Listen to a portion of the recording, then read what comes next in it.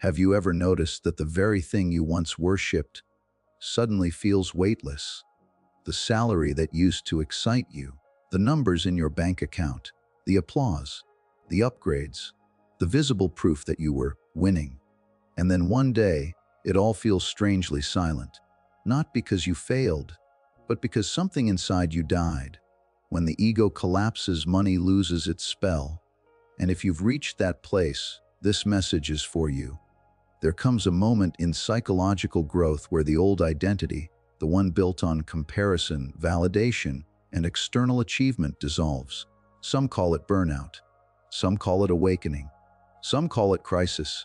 But in truth, it is the death of a false center. And when that happens, money no longer drives you the same way. Not because money is evil, not because ambition disappears, but because the reason you wanted it has changed. Today, we'll explore 5 deep psychological shifts that explain why money stops motivating you after ego death and what replaces it. Before ego death, money feels like evidence. Evidence that you exist in a world that measures worth through visible achievement. Evidence that you are not behind, not forgotten, not small. Every paycheck becomes a quiet reassurance you matter. Every promotion whispers you are ahead.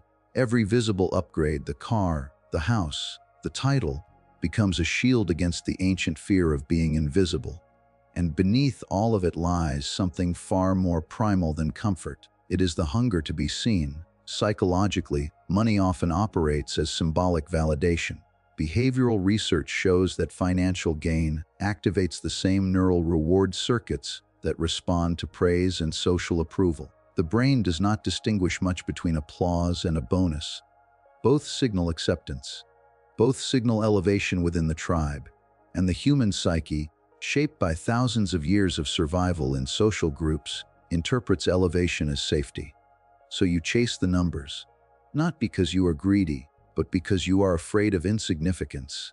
Before awakening, the ego constructs an identity out of comparison. It constantly scans the environment, asking, where do I stand? Am I ahead? Am I admired? Money becomes the most convenient scoreboard. Clean, quantifiable, undeniable. You do not merely want wealth. You want confirmation. And then something begins to fracture. It might begin with burnout, or with an unexpected success that feels strangely empty, or with a crisis that strips away the illusion of control. But gradually, the old identity, the one built on performance, weakens. The applause that once intoxicated you begins to sound distant.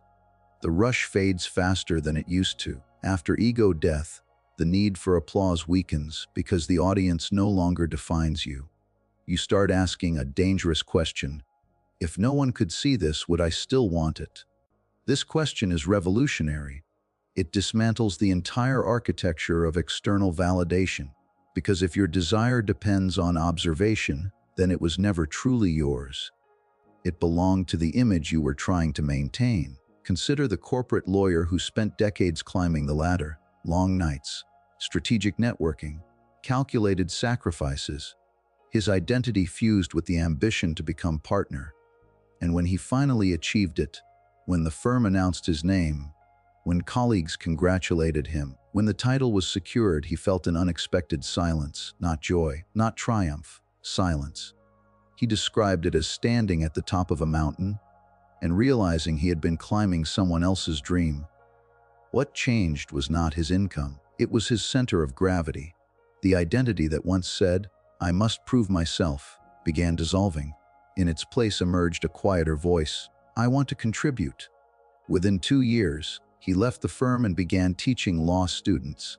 His income decreased, but his sense of coherence increased. From the outside, it looked irrational. From the inside, it felt like truth. When validation dies, money loses its power as applause because applause only matters to an ego that doubts its own worth. Ego death exposes the mechanism.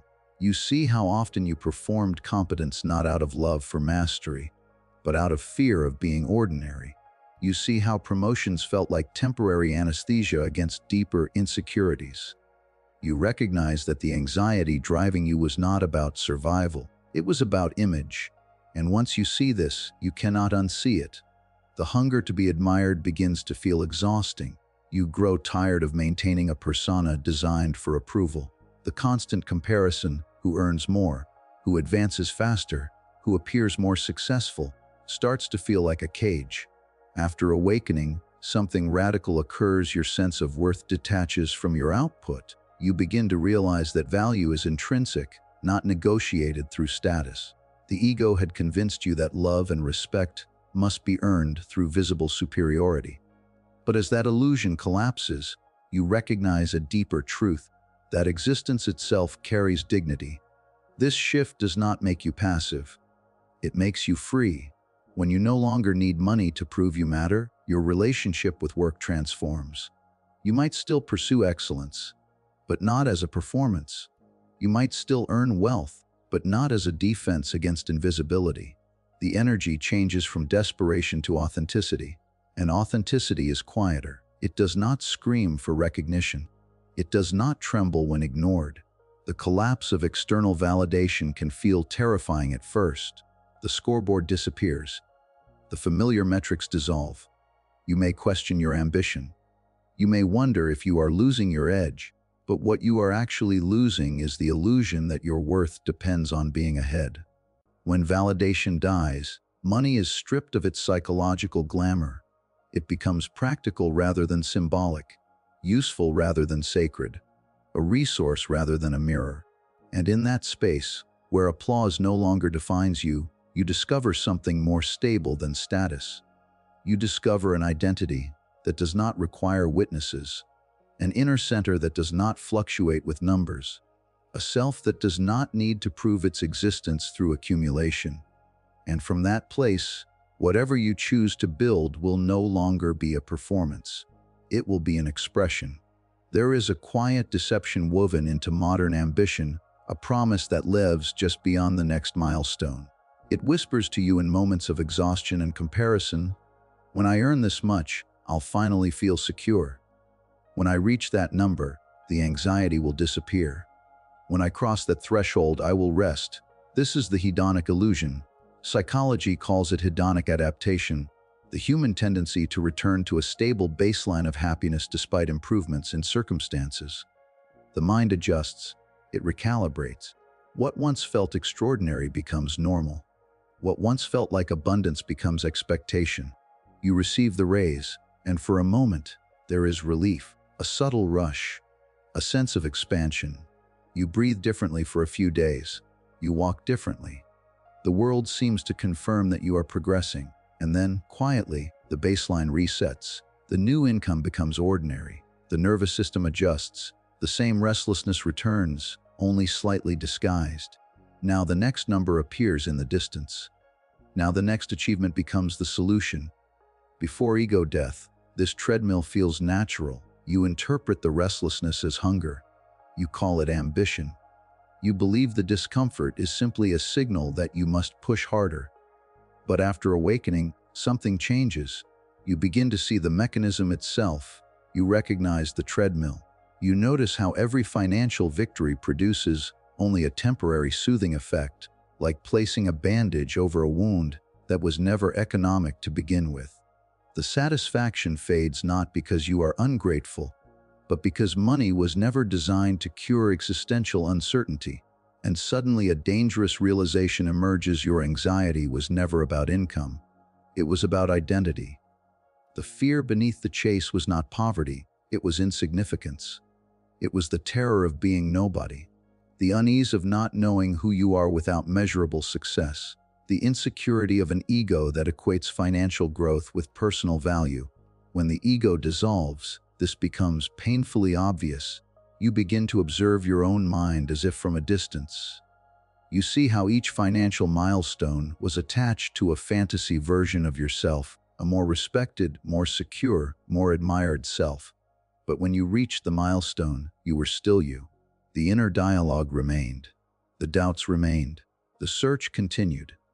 Research from Princeton once suggested that emotional well-being increases with income only up to a certain threshold, roughly the level at which basic comfort and stability are secured. Beyond that, additional income produces diminishing returns in day-to-day happiness. This does not mean money is irrelevant. It means that once survival anxiety is reduced, the deeper dimensions of fulfillment are no longer financial. After ego death, this truth is not theoretical. You feel it internally. You might notice that a modest evening of genuine connection brings more peace than an expensive acquisition. You might discover that meaningful work energizes you more than impressive compensation. You might realize that the sense of security you were chasing externally can only arise internally. The illusion collapses when you understand that more is not the same as deeper. The modern world equates expansion with accumulation, but psychological expansion is different. It is not about having more, it is about integrating more awareness, more authenticity, more coherence between your actions and your inner values. Once you see this, the chase begins to feel mechanical. You watch others sprint toward numbers with the same urgency you once had. You recognize the familiar narrative, just a little more. Just one more leap. Just one more year of sacrifice. And you do not judge them because you remember being there. But something inside you has shifted. You cannot unsee the treadmill. You begin to sense that the restlessness you once tried to solve with money was actually a call toward self-knowledge. The discomfort was not a financial deficiency, it was a spiritual misalignment. You were attempting to purchase a sense of self, and when the ego dissolves, the illusion that identity can be stabilized through accumulation dissolves with it. This does not mean you reject wealth. It means you no longer romanticize it as salvation. You understand that comfort has value, stability has value, freedom has value, but meaning cannot be extracted from a bank account. Meaning arises from alignment, from living in a way that reflects your deeper nature.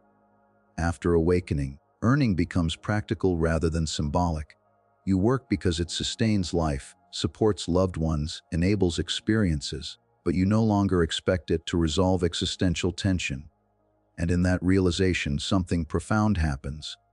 The desperation softens. The frantic energy that once propelled you begins to quiet. You might still strive, but the striving feels different, less like running from emptiness, and more like moving toward expression.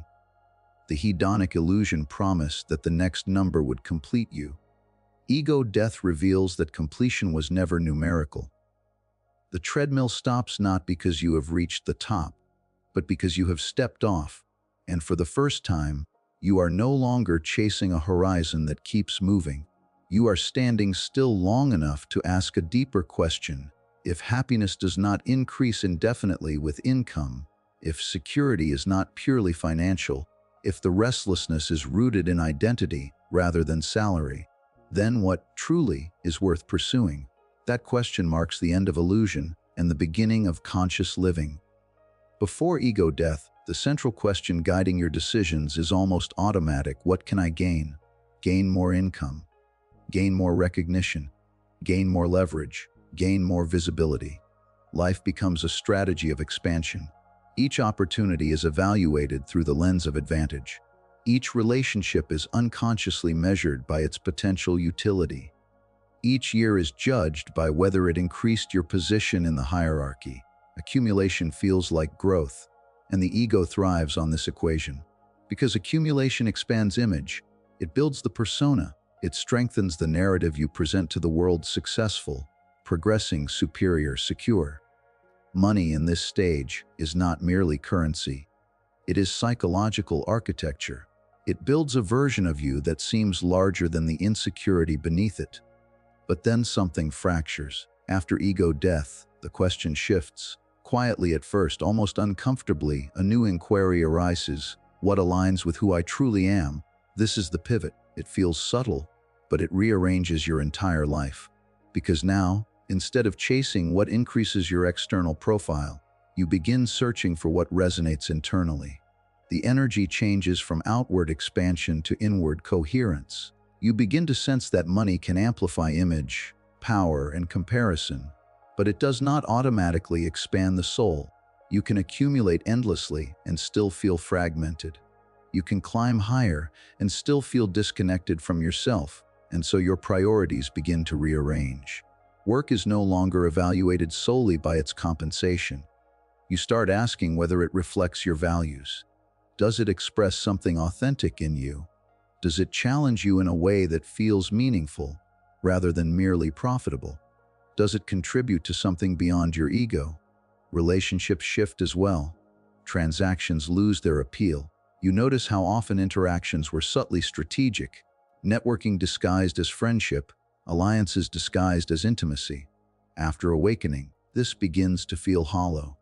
You crave connection without calculation, depth without advantage, presence without agenda. Time becomes more precious than status. You recognize that no title can buy back lost years of misalignment. No prestige can restore moments sacrificed for appearances. You begin to guard your energy more carefully. You say no more often, not out of arrogance, but out of clarity. Peace becomes more seductive than prestige. This transformation can feel confusing to those around you. They may interpret your shift as a loss of ambition. They may question why you are no longer obsessed with the next milestone. But internally, something far more ambitious is unfolding. You are attempting to build a life that reflects your inner truth rather than your outer persona. Consider the tech entrepreneur who sold his startup for millions. From the outside, he had achieved the ultimate validation of modern success: wealth, recognition, proof of competence. Yet in the months following the sale, he spiraled into depression. Not because he lacked financial security, that was firmly established, but because the structure that had given him identity collapsed. For years, he had been the founder, the builder, the visionary. His value was tied to growth metrics and investor confidence.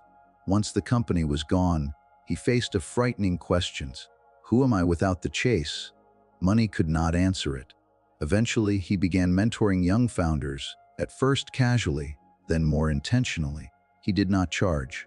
There was no strategic benefit, yet something inside him reawakened. He described the experience as feeling alive again. Not because he was accumulating more, but because he was aligned with something deeper: contribution, guidance, shared wisdom. Alignment replaced accumulation.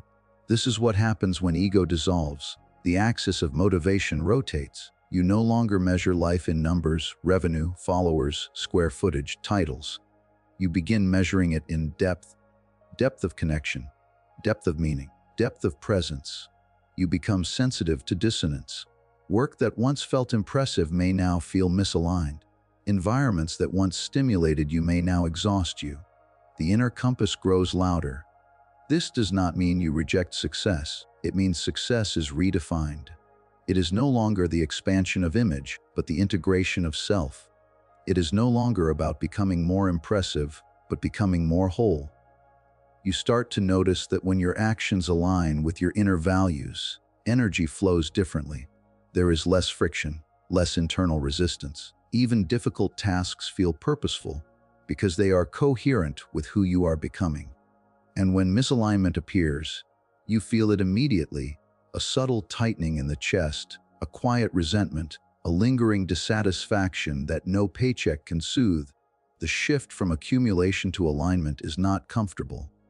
It may require letting go of roles that once defined you.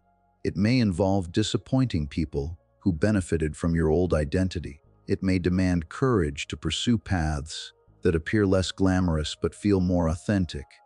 But there is a strange peace in this transition. You realize that wealth without alignment is heavy. It demands constant maintenance of an image. It ties you to expectations. But alignment, even with modest resources, feels lighter.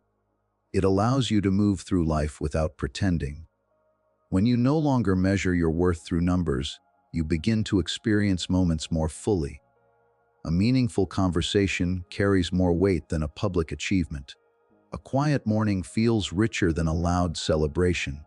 The quality of your inner life becomes more important than the size of your external footprint. And in that shift, ambition does not disappear, it matures. It is no longer driven by comparison. It is driven by integrity, no longer by gain, but by truth. Much of what we call ambition is rarely examined closely. We praise it, we romanticize it, we post quotes about it. But if you sit quietly with your own drive, If you look beneath the surface of your hunger for financial growth, you may discover something unsettling. Fear. Fear of being insignificant, fear of being powerless, fear of being dependent, fear of being judged. These fears rarely speak loudly. They whisper beneath your goals. They hide behind phrases like, "I just want to be successful," or "I just want security." Yet underneath the language of strategy often lies a deeper emotional urgency. I cannot afford to be small. Before ego death, money feels like protection. It promises insulation from humiliation. It promises autonomy. It promises that no one can control you, dismiss you, or overlook you. Wealth becomes psychological armor, a shield against vulnerability. If I earn enough, no one can look down on me. If I achieve enough, I will never feel invisible again. If I accumulate enough, I will never have to depend on anyone. This is not greed. It is fear dressed as ambition. The ego constructs an identity around status because status appears to guarantee safety. Historically, being high in the hierarchy meant survival. So the nervous system equates elevation with security. Financial growth becomes symbolic dominance over uncertainty. But when the ego begins to dissolve, something extraordinary happens.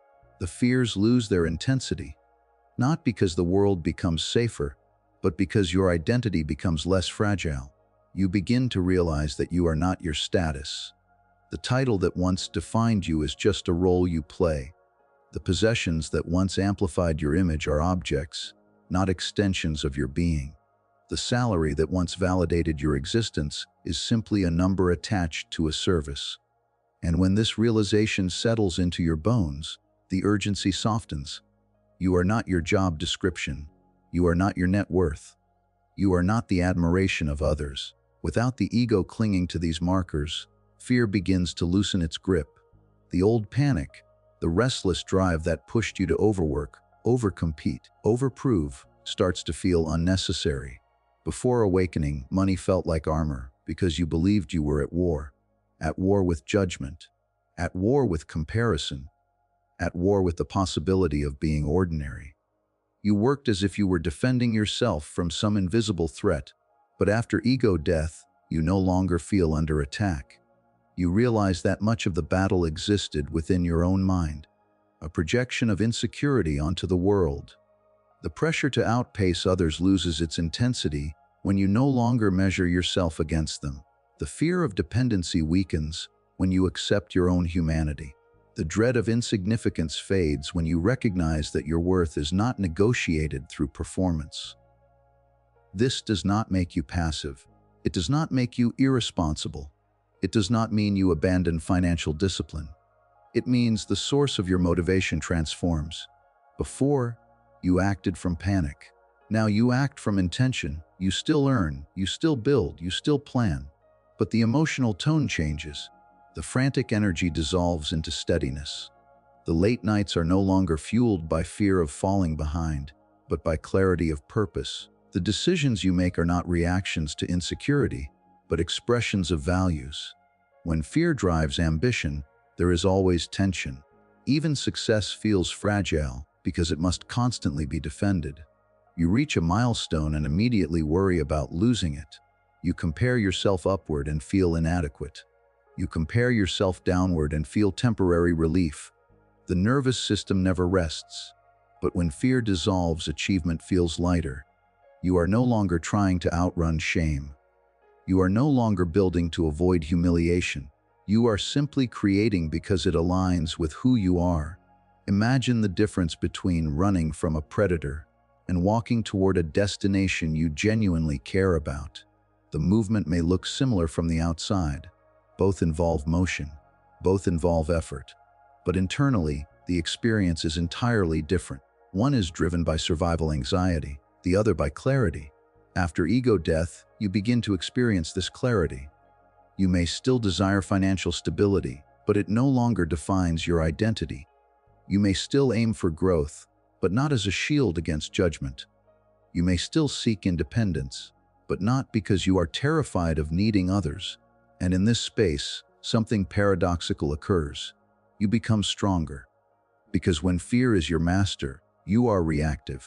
But when fear loosens its grip, You become deliberate. You choose rather than compulsively chase.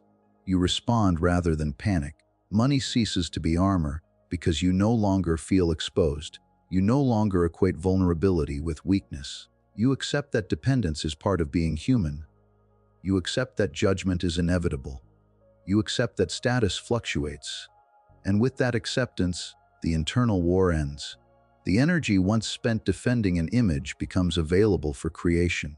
The anxiety that once fueled overwork transforms into focused effort. You are no longer trying to prove that you deserve space in the world. You simply inhabit it. From the outside, others may not notice the shift. They may see you still working, still earning, still progressing. But internally, the battlefield has disappeared. You are no longer fighting for worth. You are acting from it. And when motivation arises from clarity rather than fear, it becomes quieter, but far more powerful. After the collapse of ego-driven ambition, there is a period of silence, a strange emptiness where the old motivations once roared. The hunger for applause has faded. The fear that once pushed you has softened. The scoreboard no longer excites you the same way. And for a moment, you may wonder if you have lost your drive entirely. But you have not lost it. Something quieter is emerging, intrinsic motivation. It does not shout, it does not compare, it does not demand witnesses. It moves differently, like a current beneath the surface of the ocean. Calm, steady, powerful. Psychologists describe intrinsic motivation as behavior driven by internal satisfaction rather than external reward. When you act intrinsically, you engage in an activity because it is meaningful, because it challenges you, because it feels aligned with your inner values. Research repeatedly shows that intrinsic motivation produces deeper fulfillment and more sustainable performance than extrinsic incentives like money or status. When the reward is internal, the energy does not depend on constant validation. After ego death, this becomes more than theory. You begin to feel it. You start asking different questions. Does this challenge me in a way that helps me grow? Does this help someone beyond myself?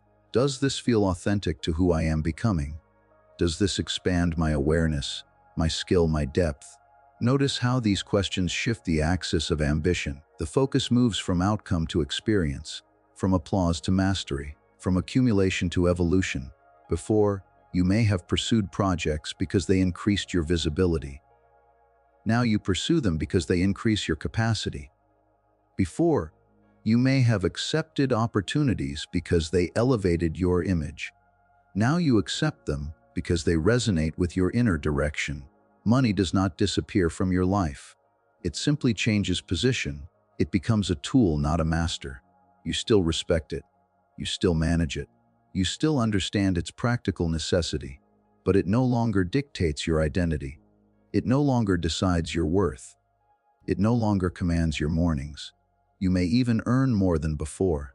In fact, many people find that when they operate from intrinsic motivation, their performance becomes more fluid and creative. They are less anxious, more focused, more authentic.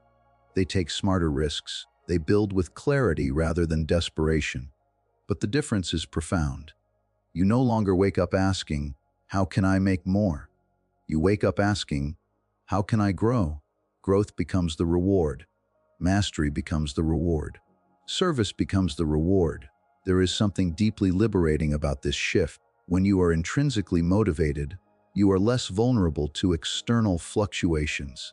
Praise feels pleasant but not essential. Criticism feels informative but not devastating. Income becomes feedback, not identity. You begin to experience work as an arena for self-discovery. Each challenge reveals a limitation to be integrated. Each failure becomes data for refinement. Each success becomes an opportunity to serve more deeply. And something else begins to unfold: creativity. When you are no longer obsessed with outcomes, your mind relaxes. It explores. It experiments. It connects ideas more freely. The pressure to impress dissolves, and in its place emerges curiosity. Curiosity is a powerful force. It draws you into learning not because you must outperform someone, but because you genuinely want to understand. It fuels discipline not because you fear falling behind, but because you are fascinated by improvement. This is sustainable energy. Extrinsic motivation burns hot and fast. It depends on constant reward. It demands visible results. But intrinsic motivation burns steadily. It is self-renewing. It does not collapse when applause fades. You may notice that when you act from authenticity, people respond differently. There is a certain magnetism in someone who is not trying to impress, a certain gravity in someone who is grounded in their purpose. Others sense when your actions are aligned rather than strategic. And paradoxically, when money stops being the goal, it often flows more naturally, because authenticity is magnetic. When you create from truth rather than from performance, your work carries depth. It resonates. It connects. People trust it. They feel the absence of manipulation. They feel the presence of sincerity. This does not mean financial success is guaranteed. It means your relationship with it transforms. You are no longer dependent on it for meaning. You are no longer distorted by it. You are no longer enslaved to its fluctuations.